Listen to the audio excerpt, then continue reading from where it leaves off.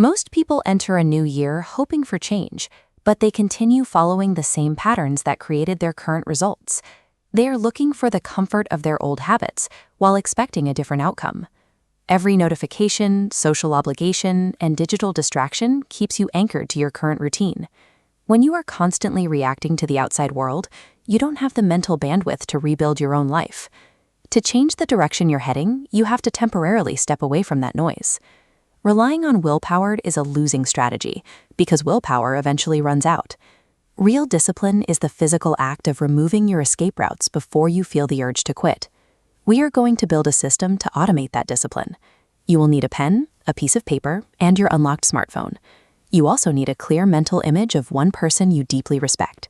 In the next 5 minutes, you will use these tools to create a physical 90-day blueprint. This is the exact plan you will begin executing tomorrow morning. Putting this on paper takes the decision-making out of your mornings. Without a structured physical guide, your brain will naturally default to whatever is easiest, which is usually the very habits you're trying to leave behind. Start by defining your baseline. On your paper, write down 4 specific tasks that you will commit to completing every single day for the next 90 days. Follow these requirements exactly. Wake up before 6 a.m., perform 30 minutes of hard physical training, spend 15 minutes in total silence. Then finish one uncomfortable task that directly builds your future income or a core skill. If you miss a day, you don't waste time negotiating or feeling guilty. You reset your mindset immediately and get back to the schedule. Consistency is more important than a perfect record. Completing these tasks every morning trains your mind to follow your instructions. It reinforces the fact that you are in control of your actions, regardless of how you feel when the alarm goes off. When you master this baseline, you establish a foundation of cognitive discipline that carries over into every other part of your work. Next, we have to deal with goal overwhelm. Write down 10 things you want to achieve this year and look at them honestly. You cannot move 10 heavy objects at once. Identify the 3 goals that will have the largest impact on your life. Circle those 3 and cross the other 7 off your list entirely. Now, break those 3 core goals down. What specific daily actions are required to make them happen? Write those steps down next to each goal. For the next 90 days, your focus belongs to these 3 objectives. If an activity doesn't help you finish these specific tasks, it's a distraction that you can't afford. By ignoring those 7 secondary goals, you stop scattering your energy. You ensure that all your effort is moving you in one clear direction. Now, take your phone and unlock it. We are going to change how you interact with your surroundings. Switch your display to grayscale mode and delete every social media app. This removes the visual cues that trigger mindless scrolling. Your environment is constantly training you. If you leave your triggers in place, you will eventually fall back into old habits the moment your motivation dips. Assign strict purposes to your physical space. The desk is for work only. The bed is for sleep only.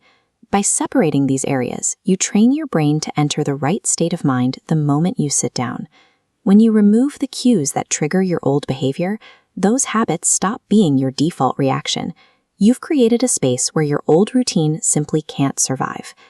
To stay on track, draw a grid with 90 boxes on your paper. At the top, write the name of that person you respect. Most people find it easier to let themselves down than to admit failure to someone else. Message this person today. Tell them exactly what you are doing and what your goals are. You also need to protect your biological prime time. This is the 2 to 3 hour window each day when your mind is sharpest. This is where you must schedule your most difficult, high-leverage work. This is how your journey will likely look. The first 10 days feel great because you're fueled by the novelty of a new challenge. But between day 40 and day 50, that excitement will disappear. Results might be slow, the work will feel repetitive, and you will want to quit. This is the boring middle. Using your biological prime time to stay productive during this dip is the only way to reach the other side. This is where the real progress is actually made. During these weeks, don't worry about how you feel. Your only objective is to complete the tasks and tick the box on your checklist. Pushing through this unrewarding phase is the final filter. It's what separates the people who just talk about change from those who actually achieve it. Look at what you've built: your 3 goals, your daily baseline, and your 90-day tracker. You have a complete map for the next 3 months. There are no shortcuts or secrets. Real results are the product of doing the same difficult work every single day, often in total isolation. Put your phone away. Place that checklist where you can see it every morning. You start at 6 a.m. tomorrow.